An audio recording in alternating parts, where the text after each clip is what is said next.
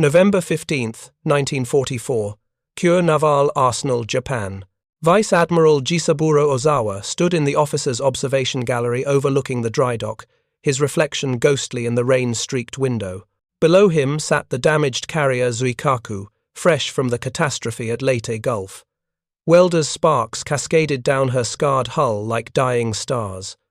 But Ozawa wasn't looking at Zuikaku, his gaze fixed on the opposite side of the harbour, where the incomplete hull of carrier Kasagi sat rusting, her construction suspended indefinitely, months behind schedule, no steel for her frames, no workers to spare, no fuel to power the cranes that had fallen silent. If you're enjoying this deep dive into the story, hit the subscribe button and let us know in the comments from where in the world you are watching from today. A junior staff officer approached with the latest intelligence summary.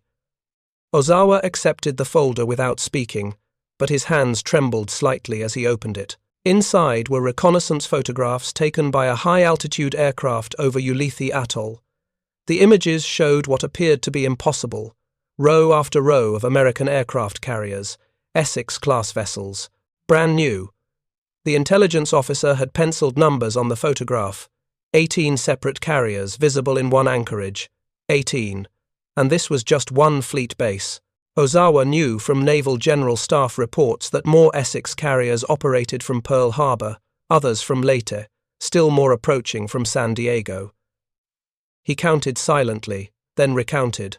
The total kept climbing. In the 19 months since the Battle of Midway, the Americans had commissioned what looked like an entire fleet of fleet carriers, each displacing nearly 30,000 tons, each capable of launching over 100 aircraft. Meanwhile, Japan had managed to complete exactly 3 fleet carriers in the same period. 2 were converted passenger liners. The third, Taiho, Japan's pride, lay at the bottom of the Philippine Sea, sunk on her maiden combat voyage. Ozawa closed the folder and returned it to the officer without comment. What could he say? The photographs revealed a truth so devastating that speaking it aloud felt like treason. The Imperial Japanese Navy hadn't lost the war in a climactic battle. It had lost the war in American shipyards, quietly, methodically, overwhelmingly, before the first shot at Pearl Harbor had even been fired. The disparity that shocked Ozawa had roots extending back decades into assumptions and calculations that seemed reasonable at the time but proved catastrophically flawed. To understand how Japan found itself facing this industrial apocalypse, we must return to the years when Japanese naval planners still believed they could compete. In 1921 and 1922, the Washington Naval Conference established a treaty system that limited battleship construction and set tonnage ratios between the major naval powers. Britain and the United States each received parity. Japan received 60% of their allocated tonnage. The ratio was 5 to 5 to 3. Japanese naval officers, particularly those in the Naval General Staff, viewed this limitation with bitter resentment. They saw it as Western powers conspiring to keep Japan weak, to prevent her from achieving her destiny as the dominant Pacific power. The treaty, they believed, was a racist impediment disguised as arms control. But the Washington Treaty System actually represented Japan's best chance at naval equality. What the treaty's Japanese opponents failed to grasp was the fundamental economic reality underlying naval construction. Britain's economy was twice Japan's size. America's economy was 4 times larger. The treaty prevented an arms race that Japan could not possibly win. The dirty secret of the entire Washington Naval Treaty System was that without it, the United Kingdom could outpace Japanese construction by a wide margin. And the United States could outpace both combined if it decided to do so. The treaties didn't handicap Japan. They protected Japan from competition it could never match. Throughout the 1920s and early 1930s, Japan managed to keep pace with American carrier production by converting 2 battle cruisers to 30,000-ton aircraft carriers and building several smaller 8,000 to 10,000-ton carriers. Akagi and Kaga, the converted battle cruisers, became the centerpiece of Japanese naval aviation. Japan also invested heavily in pilot training and carrier doctrine. Their training was ruthless, demanding years of preparation before a pilot qualified for carrier operations. By 1941, the Imperial Japanese Navy possessed the most experienced, most capable carrier pilots in the world. This expertise, combined with excellent aircraft like the Zero fighter, created a force that seemed unbeatable. When Japan attacked Pearl Harbor on December 7, 1941, it had 11 aircraft carriers in service. The United States had only 7 carriers total, split between the Pacific and Atlantic. Japan possessed numerical superiority and qualitative superiority. Their pilots were better trained. Their carriers were well practiced in coordinated operations. They had developed tactics and strategies refined through years of combat in China. The attack on Pearl Harbor demonstrated Japanese naval aviation's devastating effectiveness. 2 waves of 350 aircraft from 6 carriers achieved complete surprise and successfully hit their intended targets. 5 battleships sank or capsized. 3 more were damaged. The battleship-centric U.S. Pacific Fleet was crippled in a single morning. For the first 6 months of 1942, the Imperial Japanese Navy enjoyed spectacular success. They inflicted heavy defeats on Allied forces while remaining essentially undefeated. Their carriers struck Ceylon, driving the Royal Navy from Southeast Asia. They supported the conquest of the Philippines, Malaya, Singapore, and the Dutch East Indies. The Japanese Navy ruled the Pacific, but Japanese strategic planning rested on 2 critical assumptions. First, they believed the war would be short, strike decisively, defeat the Americans quickly, establish a defensive perimeter, and then negotiate from a position of strength. The United States, they calculated, lacked the will for a prolonged Pacific war. Americans would accept a negotiated peace that recognized Japanese control of East Asia. Second, Japanese planners assumed that even if the war dragged on, they only needed 70% of American naval strength to achieve victory. Fighting a defensive war from interior lines with land-based air support, they calculated this ratio would suffice.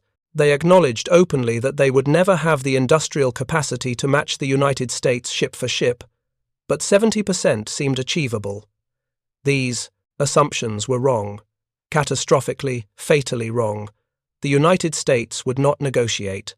American resolve after Pearl Harbor transformed into a determination to accept nothing less than unconditional Japanese surrender. The war would not be short.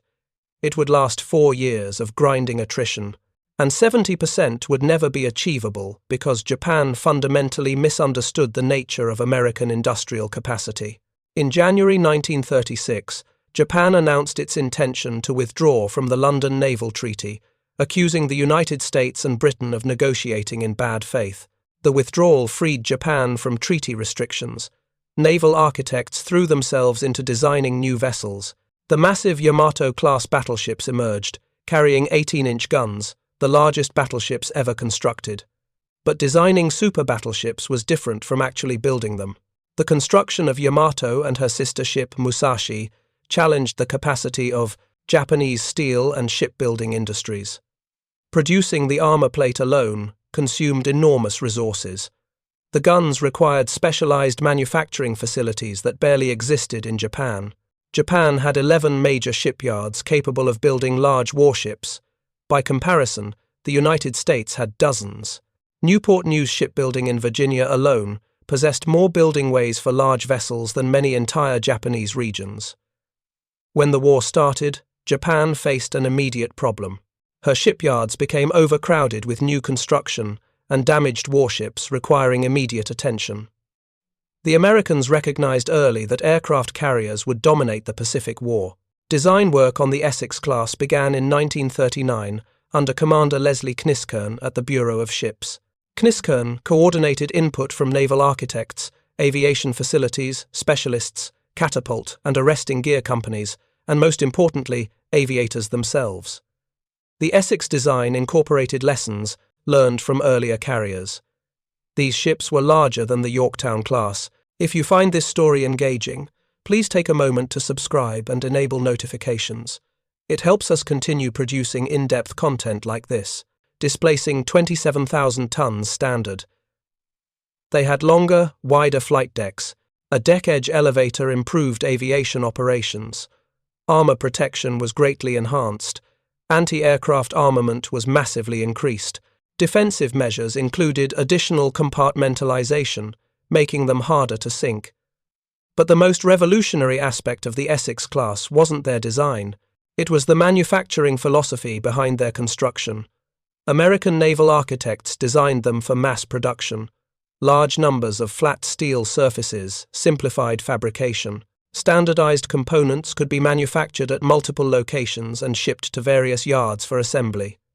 Electric welding instead of riveting accelerated construction. The first Essex-class carrier had her keel laid on April 28, 1941, 7 months before Pearl Harbor, USS Essex, CV-9. When war came in December, 5 Essex-class carriers were already under construction. Orders for 10 more were placed before January 1942. Contracts went to multiple shipyards. Newport News Shipbuilding and Drydock in Virginia received 7 contracts. Fall River Shipyard in Quincy, Massachusetts received 4. Brooklyn Navy Yard, Norfolk Navy Yard, and Philadelphia Navy Yard received additional contracts. The dispersal of construction across multiple facilities meant that American carrier production could scale up dramatically. USS Essex commissioned on December 31, 1942, only 20 months after her keel was laid. This construction speed seemed impossible by previous standards. Pre-war carriers like Yorktown and Enterprise had required 3 to 4 years from keel laying to commissioning. Essex took less than 2 years. USS Lexington, CV-16, commissioned in February 1943. USS Yorktown, CV-10, named to honor the carrier lost at Midway, commissioned in April 1943. The pace accelerated. Every 2 months, another Essex carrier joined the fleet. USS Intrepid in August, USS Hornet in November, USS Franklin in January 1944. American shipyards beat their projected construction schedules by about half. USS Franklin, CV-13, was produced by Newport News in only 14 months. 14 months from empty building way to fully operational fleet carrier. The record stood as testament to American industrial efficiency. By mid-1943, when the first Essex carriers began arriving in Pearl Harbor for Pacific deployment, the United States had already surpassed total Japanese carrier capacity, and American production showed no signs of slowing. The building program called for 32 Essex-class carriers. 32. The statistics told a story of industrial might that Japanese planners had never truly comprehended. Between 1941 and 1945, American shipyards would launch 8,700 major naval vessels. This figure didn't include landing craft or small patrol boats, just major combatants, battleships, carriers, cruisers, destroyers, submarines. 8,700 warships in 4 years.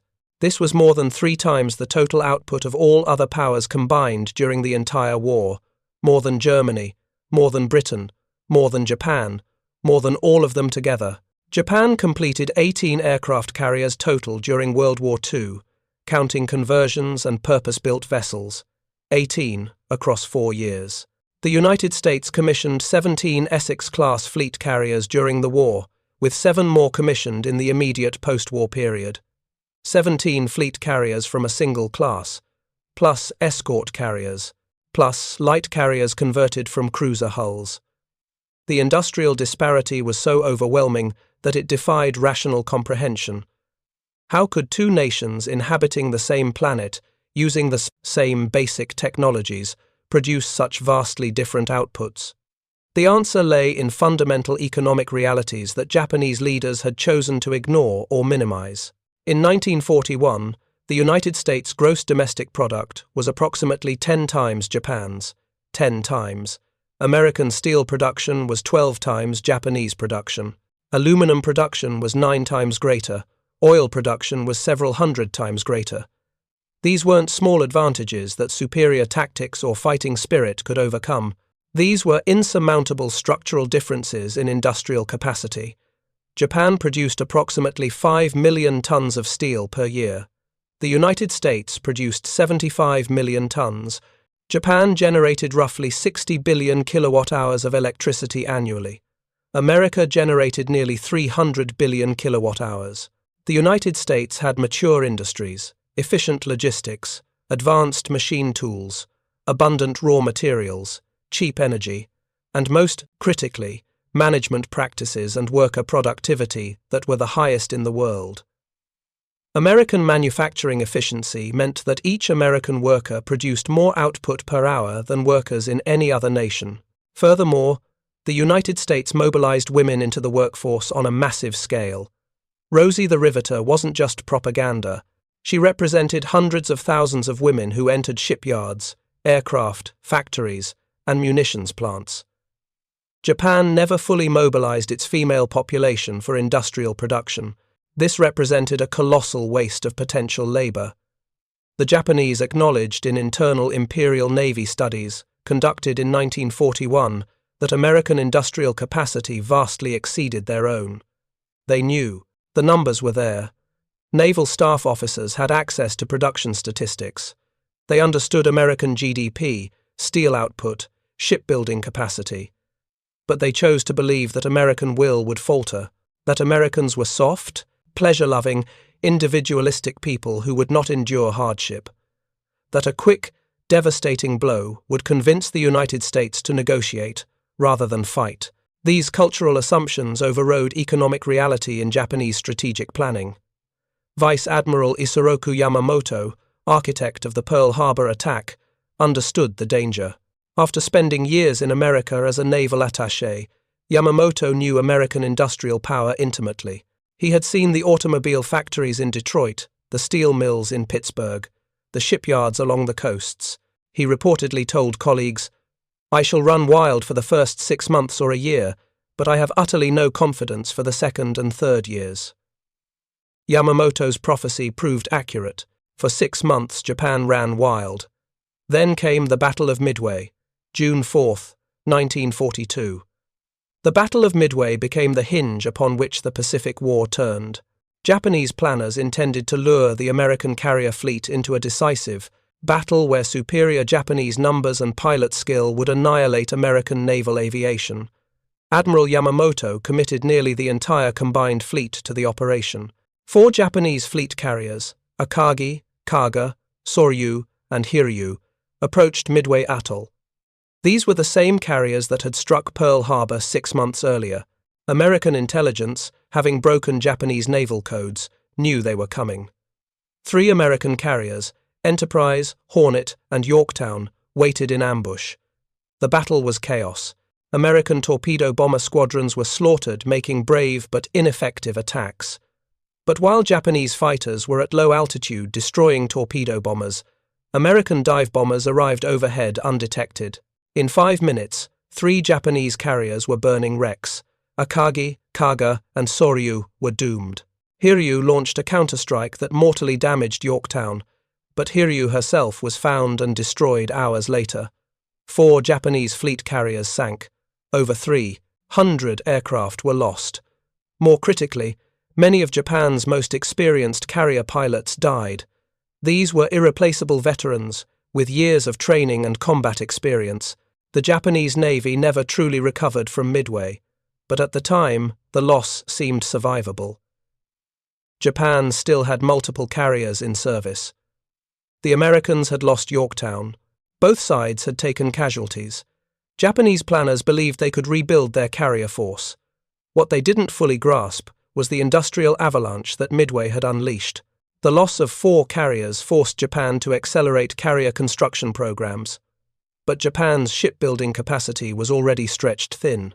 New carrier construction competed with destroyer construction, cruiser construction, submarine construction, merchant vessel construction. The Japanese had laid down one purpose-built fleet carrier in 1941, just one, Taiho, which wouldn't commission until March 1944. That same year, the United States laid down 5 Essex-class carriers. The disparity was already catastrophic, and the war had barely begun. After Midway, Japan's carrier construction program entered a desperate phase. The June 30, 1942, plan called for aggressive expansion of carrier forces. 21 new aircraft carriers were projected to replace war losses and augment the fleet. The plans looked impressive on paper. 5 modified Taiho-class carriers, 14 Unryu-class fleet carriers, light carriers converted from existing hulls, but plans meant nothing without industrial capacity to execute them. Of the 21 carriers projected in wartime construction programs, only 4 were ever completed. Only 2 of those ever put to sea. Only 1, Taiho, actually operated with the fleet. The results were truly discouraging. The problem wasn't Japanese engineering capability. Japanese naval architects designed excellent ships. Taiho incorporated armor, protection, and damage control features that made her theoretically superior to American carriers in survivability. Her design was innovative, addressing flaws identified in earlier carriers. The problem was, Japan simply lacked the industrial infrastructure to build carriers at the rate needed to compete with American production. Consider the specific case of Taiho.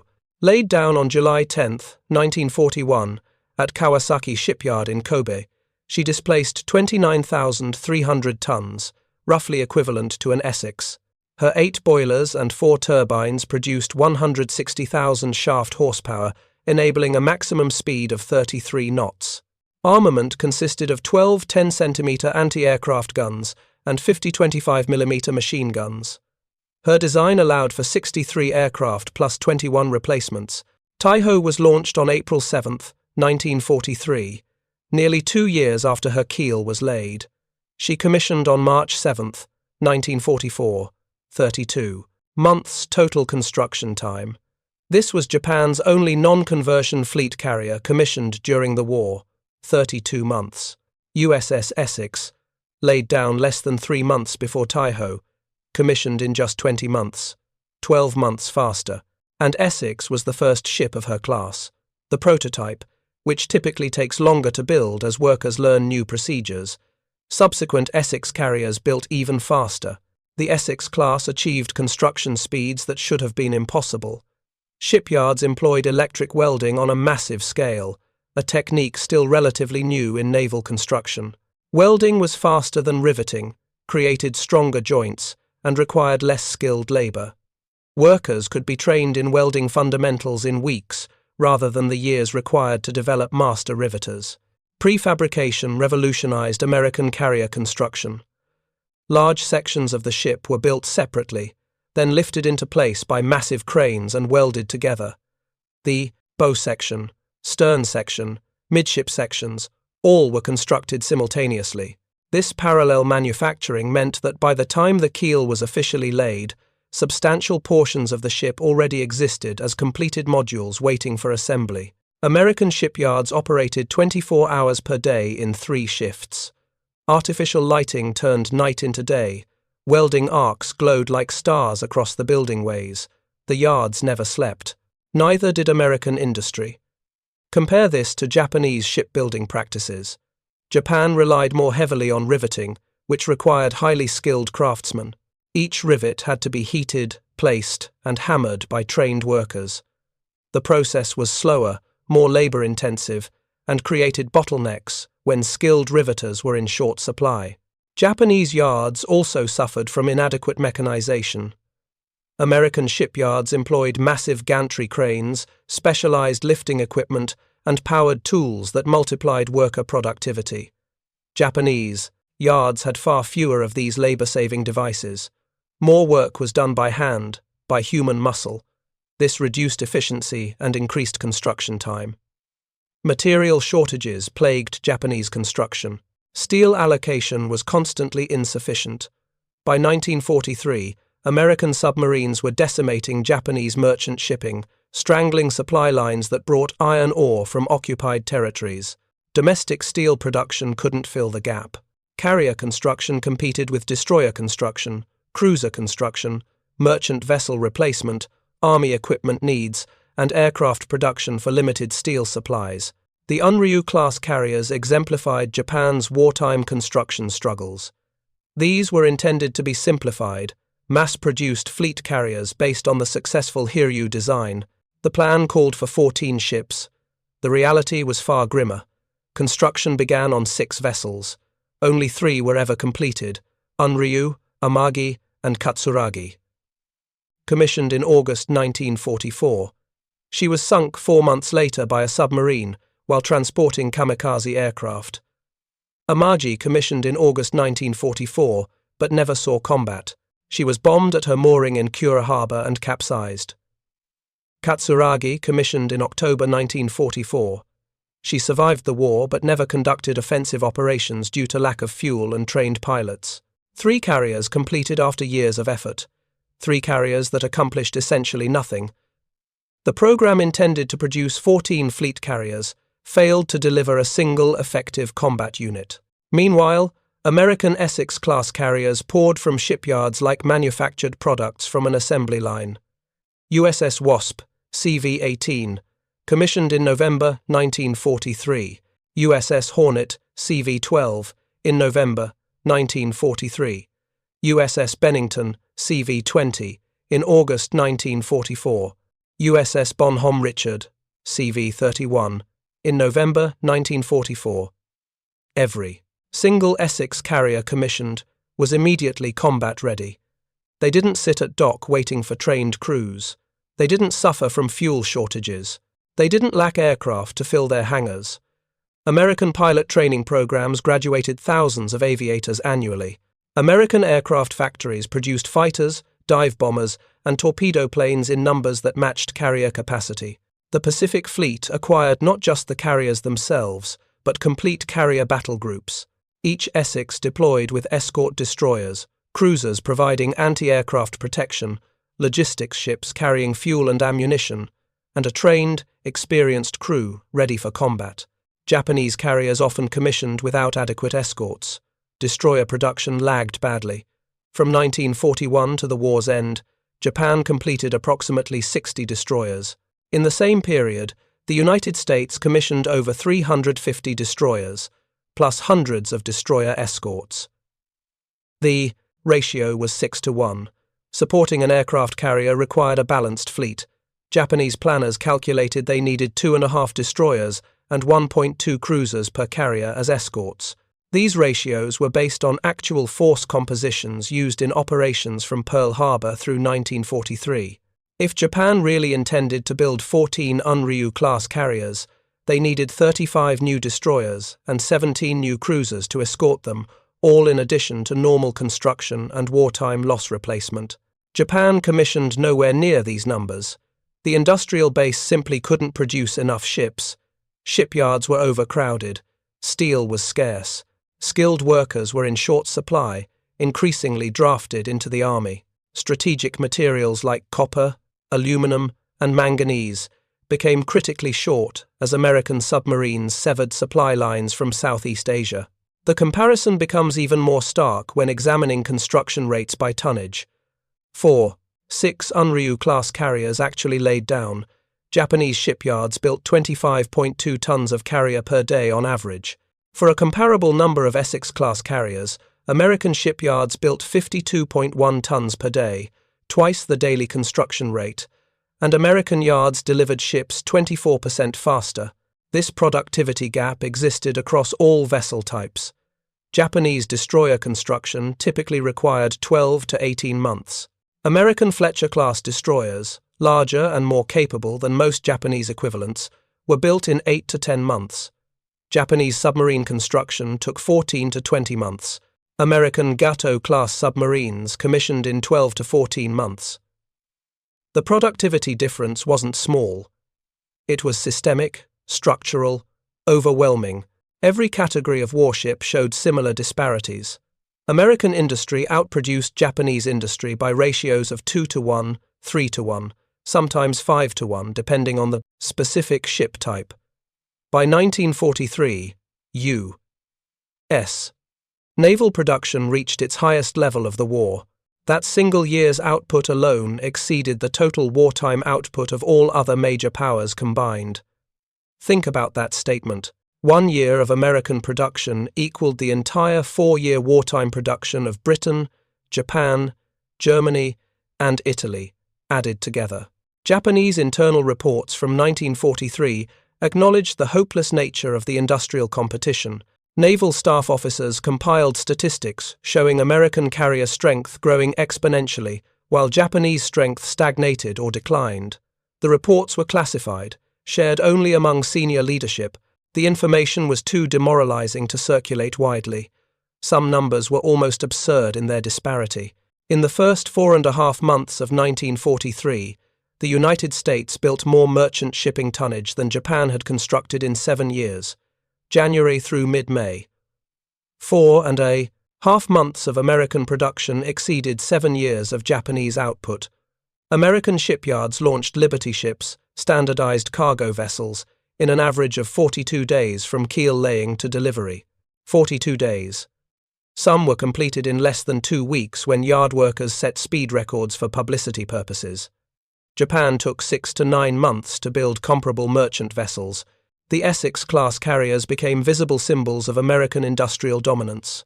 By August 1943, USS Essex and USS Yorktown arrived in Hawaii, the first of the new generation of fast carriers. They promised much and delivered on that potential. Over the next 2 years, they and their sisters carried the main burden of Pacific Fleet carrier requirements. Essex-class carriers participated in virtually every major Pacific campaign from late 1943 onward. The Gilbert Islands invasion in November 1943. The Marshall Islands campaign in February 1944. The massive carrier raids against Truk, Japan's main forward base, in February 1944. The Marianas campaign in June and July 1944. Each operation saw more Essex carriers joining the fleet.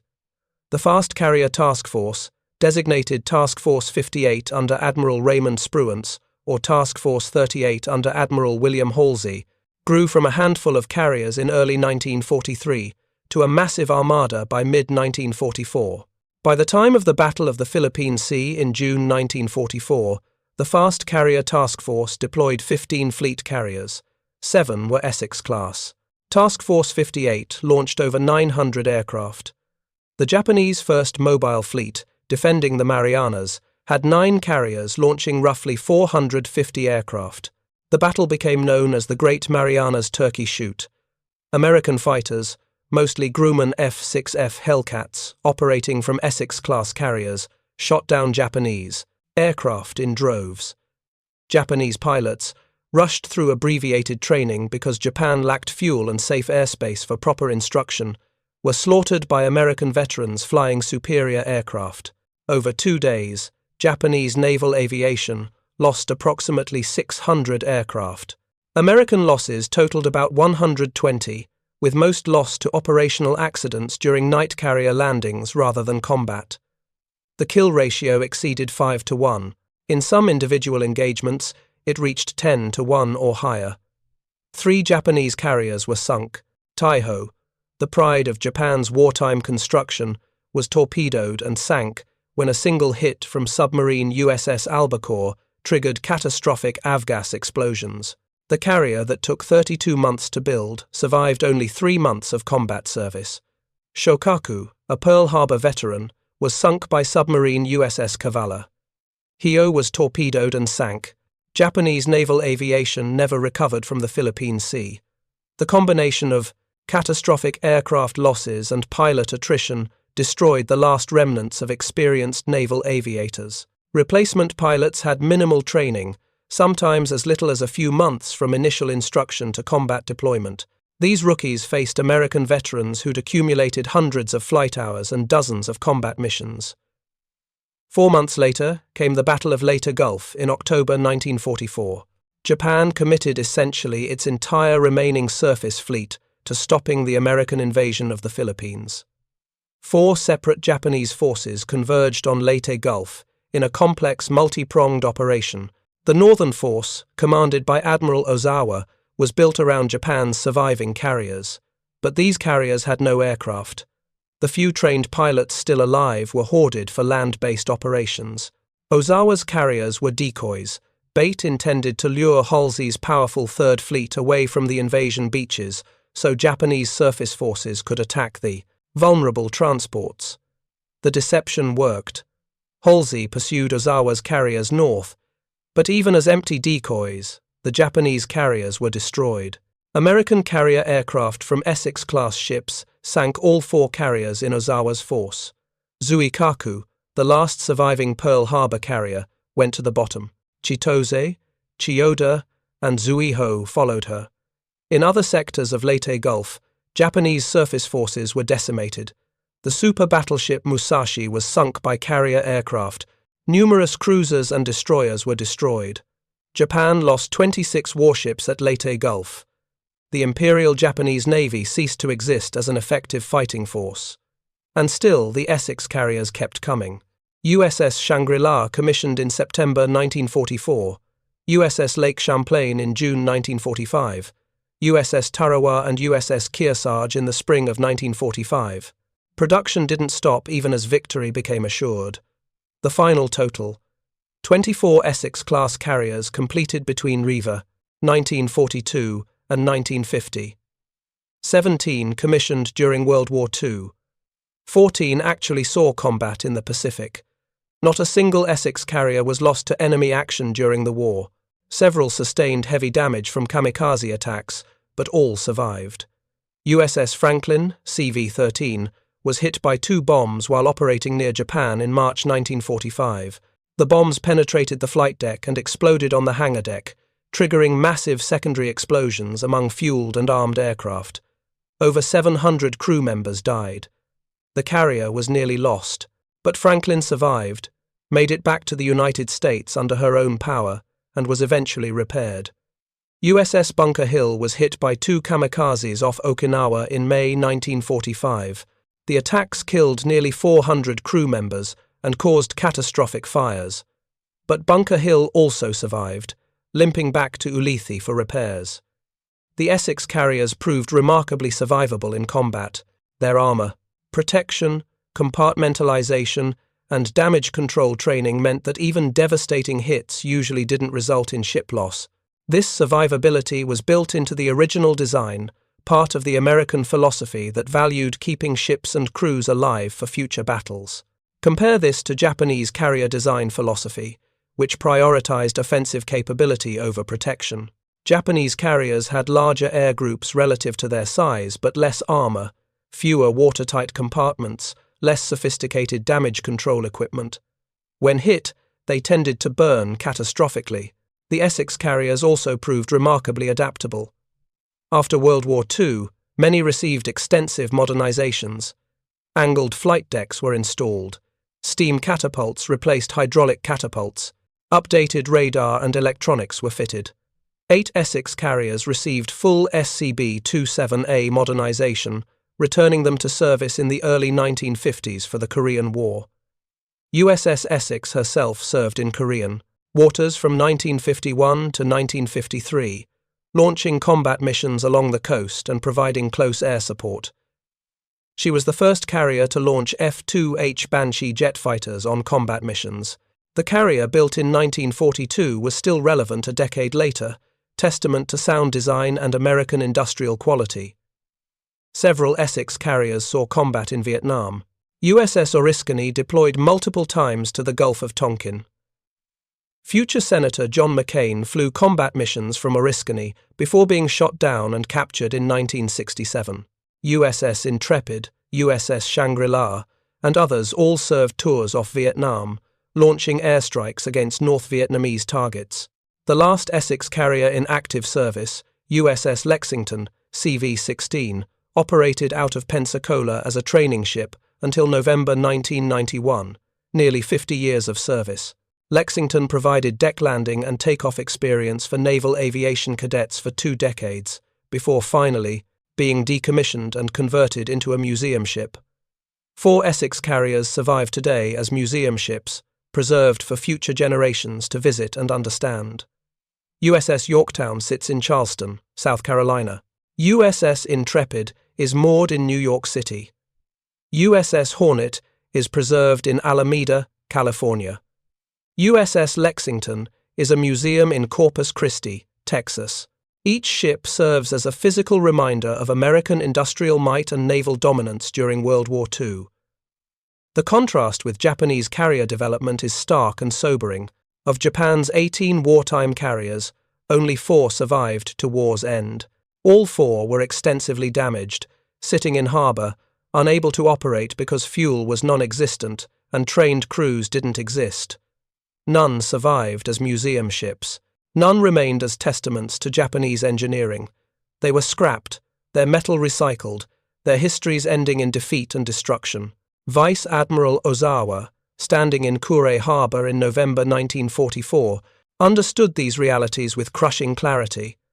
The reconnaissance photographs of Ulithi, showing 18 Essex carriers anchored together, told him everything he needed to know about the war's outcome. Japan had entered the war believing that superior spirit, better training, and tactical innovation could overcome material disadvantages. The Americans would lack the will to fight. They would be soft, easily discouraged by early defeats. Japanese warrior culture would triumph over American industrialism. But American industry had proven to be a form of warfare that Japanese planners never truly comprehended. Building 24 fleet carriers in 4 years wasn't just impressive, it was a demonstration of industrial capacity so overwhelming that it redefined the nature of modern war. The Americans didn't win the Pacific War, primarily through better tactics or braver soldiers. They won because their factories outproduced Japanese factories by catastrophic margins. Every category of military equipment showed similar disparities: aircraft production, tank production, artillery production, ammunition production, everything. Japan produced approximately 65,000 aircraft during World War II total.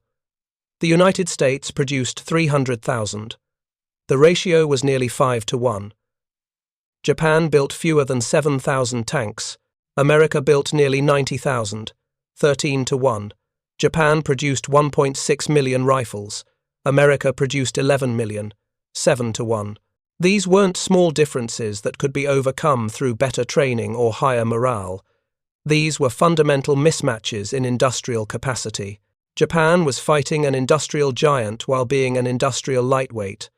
The outcome was never in doubt once American production fully mobilized.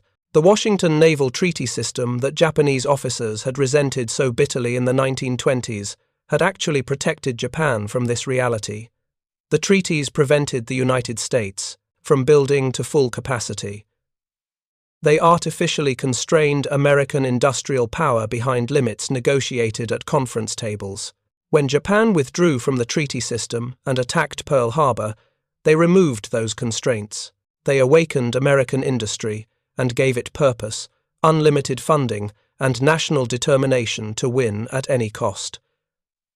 The sleeping giant didn't just wake up, it stood up and revealed itself to be far larger than anyone had imagined. The Essex-class carriers were more than warships. They were symbols of a fundamental truth about industrial warfare in the 20th century.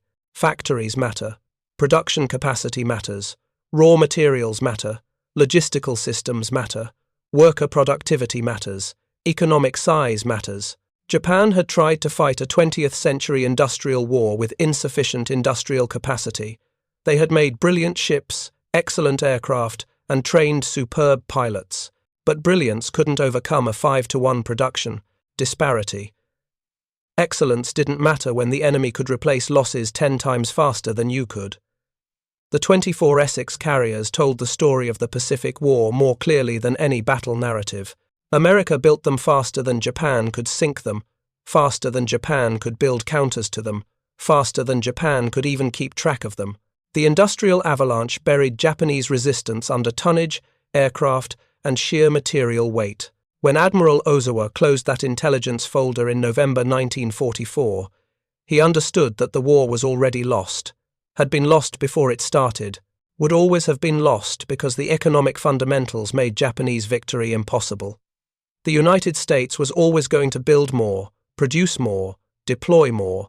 Japan never had a chance in a prolonged industrial conflict, and that was the most shocking discovery. Not that America built 24 Essex carriers while Japan completed 0 in the same class. The shocking discovery was that Japan had entered a war they could never win, against an opponent whose industrial capacity was so vastly superior that defeat was inevitable from the moment the first bomb fell on Pearl Harbor. Thank you for watching. For more detailed historical breakdowns, Check out the other videos on your screen now and don't forget to subscribe.